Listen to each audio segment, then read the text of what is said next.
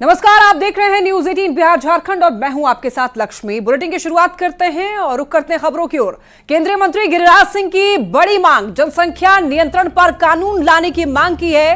केंद्रीय मंत्री गिरिराज सिंह ने कड़े कानून लाने की मांग की है। बता दें आपको, कड़े कानून लाने की जरूरत है, ऐसा गिरिराज सिंह ने कहा है। ज्यादा बच्चे पैदा करती हैं मुस्लिम महिलाएं, हिंदू महिलाओं की तुलना में ज्यादा बच्चे पैदा करती हैं मुस्लिम महिलाएं, ऐसा कहना है गिरिराज सिंह का।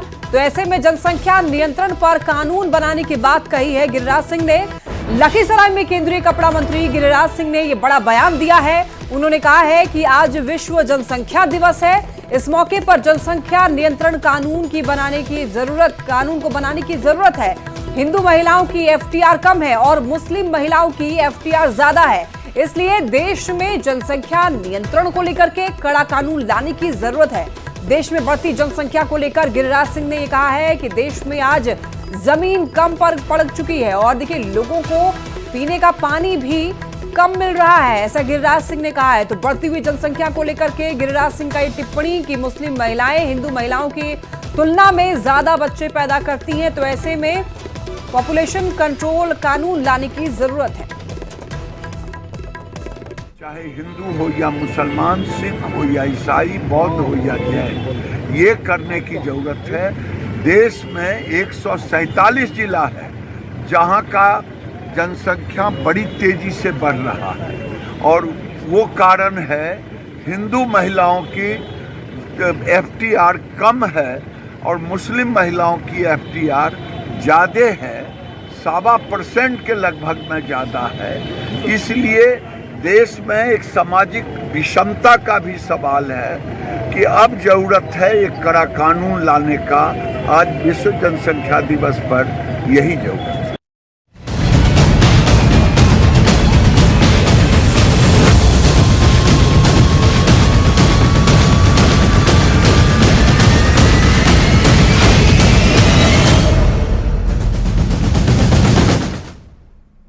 लखनऊ आगरा एक्सप्रेसवे पर उन्नाव में हुए भीषण बस हादसे ने बसों के संचालन, परमिट और सुरक्षा मानकों की अनदेखी पर सवाल उठा दिया है। हादसे में करीब 20 लोगों की मौत के बाद अब परिवहन विभाग सवालों के घेरे में है। ऐसा हम इसलिए कह रहे हैं क्योंकि न्यूज 18 के रियलिटी चेक में जो खुलासे हुए हैं वो बेहद चौंकाने वाले हैं। लिहाजा बिहार के कई जगहों से रोजाना दिल्ली, गोरखपुर, वाराणसी, सिलीगुड़ी, रांची तक जाने वाली बसों की परमिट की खोजबीन शुरू कर दी गई है।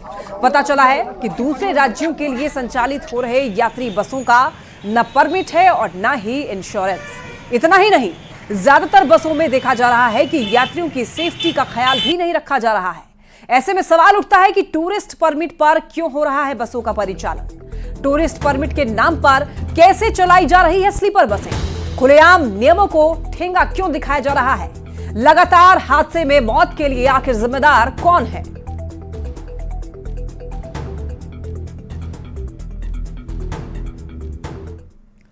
उत्तर प्रदेश के उन्नाव जैसे हादसे आए दिन होते हैं, पर यदि कुछ नहीं बदलता है तो बस चलाने वालों का लापरवाह रवैया और आंखें बंद किए परिवहन विभाग की नहीं टूटने वाली कुंभकर्णी नींद। ऐसा इसलिए कह रहे हैं क्योंकि न्यूज 18 पर बस हादसे को लेकर जो खुलासे हुए हैं वो बेहद चौंकाने वाले हैं। हादसे में जान गंवा रहे लोगों की मौत पर खामोश रहने वालों को जगाती हुई ये रिपोर्ट देखिए।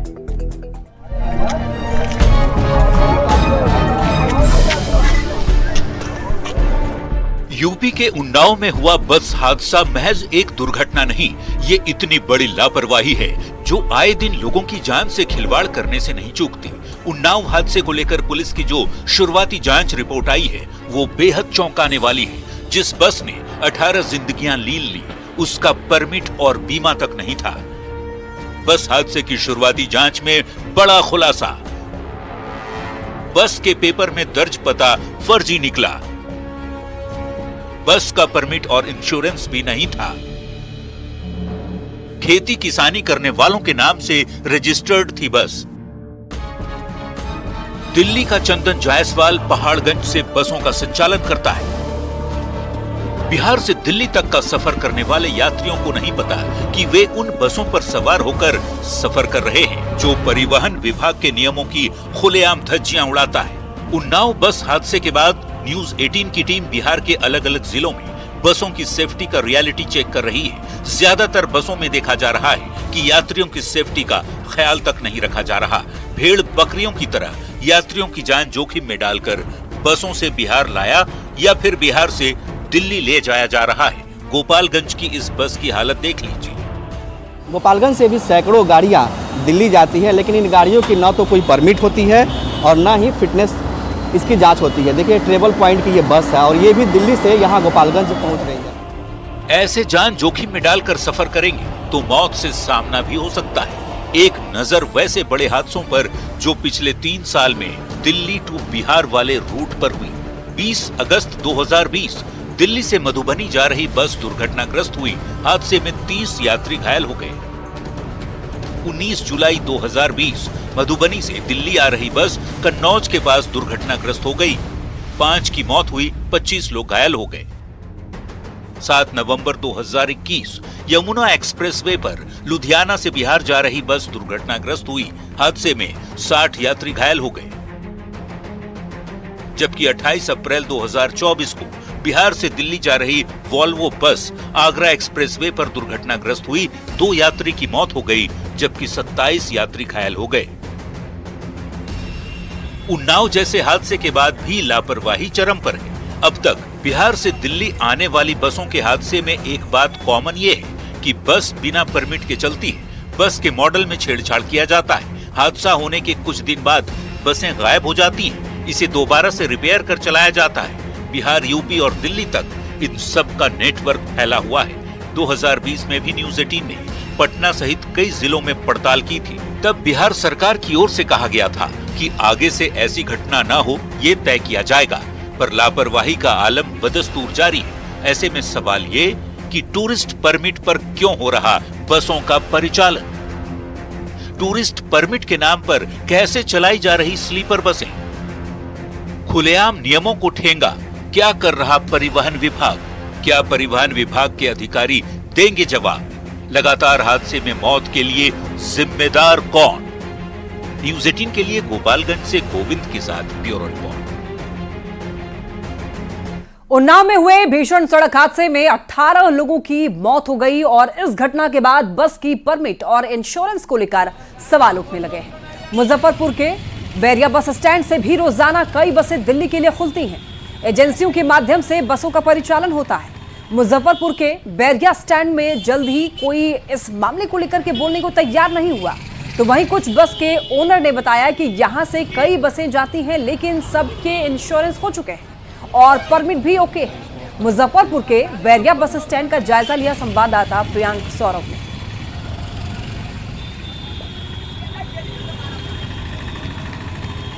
उन्नाव में हुए बस हादसे में 18 लोगों की मौत हो गई। इस खबर ने आज सुबह सुबह सबको झकझोर के रख दिया। ऐसे में हम मुजफ्फरपुर के बैरिया बस स्टैंड में हैं, जहां से दिल्ली के लिए कई बसें खुलती है और जो सवाल बसों को लेकर उठ रहा है, उन सवालों का पड़ताल जो है, उन बसों को लेकर हम पड़ताल करने के लिए पहुंचे हैं। बैरिया बस स्टैंड में आप देखेंगे कई बसें जो है वह दिल्ली के लिए खुलती है और यहाँ पर कई एजेंसियां हैं जिसके माध्यम से बसें खुलती है। सुरक्षा को लेकर क्या इंतजाम है और तमाम चीजों को लेकर जो बस की स्थिति कैसी है या फिर अन्य जो सुविधाएं होती है उस सब को लेकर क्या व्यवस्था है। स्थानीय जो यहाँ पे काम करते हैं, क्या नाम हुआ आपका? रत्नेश ठाकुर। क्या करते हैं आप यहाँ पे? हम लोग पर का काम करते हैं। अच्छा, ये दिल्ली के लिए जो बसें खुलती हैं, कितनी बसें खुलती हैं यहाँ से? मेरा एक जाता है। एक। और अन्य कंपनियां जो है वो सब यहाँ दुइये एगो जमुना एक जाती है, एक ट्रेवल पॉइंट जाती है बस। सुरक्षा गाड़ी जाता है, आपको सुधा डेयरी पे जाइए, वहाँ पूरा डिटेल जानकारी मिल जाएगी। अच्छा, वहाँ से कितनी बसें खुल जाती होंगी लगभग? वहाँ से वही 30-40 जाती है 38 जिला से। मैनेजर कुछ बताने से इनकार कर रहे हैं। चलिए हम आपको बता दें, बसें दिल्ली के लिए खुलती हैं। आप देखेंगे मुजफ्फरपुर से दिल्ली के लिए बसें खुल रही हैं। कई बसें हैं, यूपी नंबर की बसें हैं तमाम जो है। और जो मैंने पहले भी बात करने की कोशिश की है बीमा वगैरह को लेकर, परमिट को लेकर, कुछ पता है कि लाइसेंस वगैरह जो है, बीमा वगैरह जो है और ये तमाम चीजें जो है वह पहले से कंप्लीट है। और हम आपको यहाँ पर दिखा दें, बस में भी घुसकर कुछ लोगों से बात करने का प्रयास करेंगे। कहाँ जा रहे हैं? दिल्ली जा रहे हैं। एक बड़ा हादसा हो गया है दिल्ली जाने के दौरान बस में। ऐसे में आप लोग तो हम बस के नजदीक हैं, यात्रियों से बात करने का प्रयास कर रहे हैं और इनसे अच्छा ये बस को लेकर जो कहा जा रहा है कि परमिट वगैरह सब मिलता है, मतलब सब ओके है। सब ओके है। तो जो बस के चालक हैं, बस के ऑनर हैं, वह कुछ भी बताने से इनकार कर कह रहे हैं कि यहाँ पर सब कुछ व्यवस्था जो है वह ओके है और तमाम जो इंश्योरेंस की बात कही जाती है वो सब भी यहाँ पर क्लियर है। मुजफ्फरपुर से न्यूज 18 के लिए प्रियांक सौरभ। उन्नाव बस हादसे के बाद बस की परमिट और इंश्योरेंस पर सवाल खड़े हो रहे हैं। लगातार अस्थायी परमिट पर लगातार बसों का परिचालन हो रहा है और इस घटना के बाद न्यूज 18 की टीम ने आरा के सरदार पटेल बस पड़ाव का जायजा लिया। पता चला कि बस स्टैंड पर अधिकांश बड़ी बसें गायब दिखी। आरा के सरदार पटेल बस पड़ाव से हर रोज सैकड़ों की संख्या में बसें खुलती हैं। बस चालकों ने बताया है कि तमाम बसों में सुरक्षा मानकों का पालन किया जाता है, अस्थायी परमिट पर बसों का परिचालन किया जाता है। तो वहीं यात्रियों ने इसके लिए बस मालिक नहीं परिवहन विभाग को जिम्मेदार ठहराया। जायजा लिया संवाददाता न्यूज 18 चंदन कुमार का। बिहार से दिल्ली के लिए जा रही यात्री बस उन्नाव में दुर्घटनाग्रस्त हो गई। देखिए इस वक्त हम मौजूद है भोजपुर जिले के सरदार पटेल बस पड़ाव में, जहां की यहां से तकरीबन बिहार, झारखंड, उड़ीसा और बंगाल यानी 4 से 5 राज्यों के लिए बस खुलती है। आज जो बड़ी बड़ी गाड़ियां हैं, अंतर्राज्यीय बसें हैं, वो कम दिखाई दे रही हैं। कारण चाहे जो भी हो, लेकिन इसको लेकर के कई सवाल खड़े हो रहे हैं कि जो बसें जाती हैं उसमें क्या सुरक्षा मानकों का पालन किया जाता है। थोड़ा सा गेट खोलिएगा ड्राइवर साहब, थोड़ा सा गेट खोलिए। ये बस कहाँ जाती है? आपकी बस कहाँ जाती है? टाटा जाती है। अच्छा, टाटा जाती है। तो क्या ये अस्थायी परमिट पर जाती है कि परमिट पर जाती है? परमिट पर जाती है। अच्छा, तो क्या क्या सुरक्षा मानक क्या क्या रखे गए हैं आपके बस में? अच्छा, तो मेडिकल किट वगैरह यात्रियों की सुविधा के लिए क्या चीज? सब कुछ है। मतलब मेडिकल किट से लेकर तमाम चीजें, सीट बेल्ट वगैरह सब बस? सीट वगैरह तो बेल्ट है ये है। अच्छा, सीट बेल्ट है और मेडिकल किट का वगैरह भी रखा गया है? रखा है। मतलब सुरक्षा मानकों को लेकर के आप लोग जाते हैं यात्रियों को लेकर के?